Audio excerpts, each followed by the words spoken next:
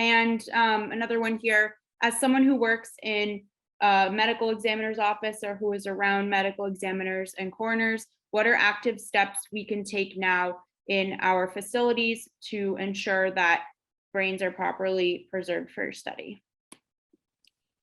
Well, I think awareness from the very beginning. This is obviously something the family has to agree to.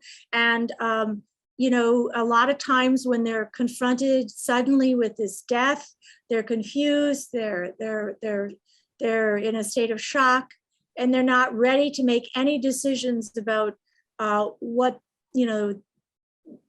might be done in the future with this brain. So I think the number one thing that you could do is preserve the brain as a fixed specimen if you think that there's a possibility that the family might decide to donate the brain in the future. If you were just to preserve it in fixative, this would be a situation where you're going to put it in fixative and then present the option to the family.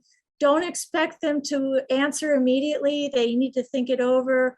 They need to all the tragedy to settle in, and they may decide a week or two or even a month later that they want to make this death count. And that's what I would try to emphasize with the families, and it's certainly something that we see with our brain donor families. And Lisa McHale, who's on this call, and she talks to all the families.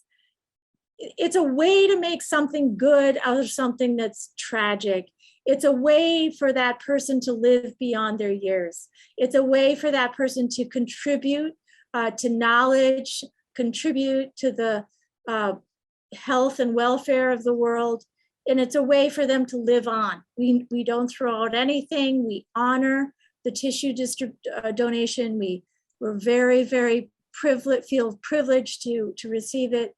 And so it's a way, once the family's gotten over the just tragedy of the death, to think about it as a way of giving back or giving to future generations.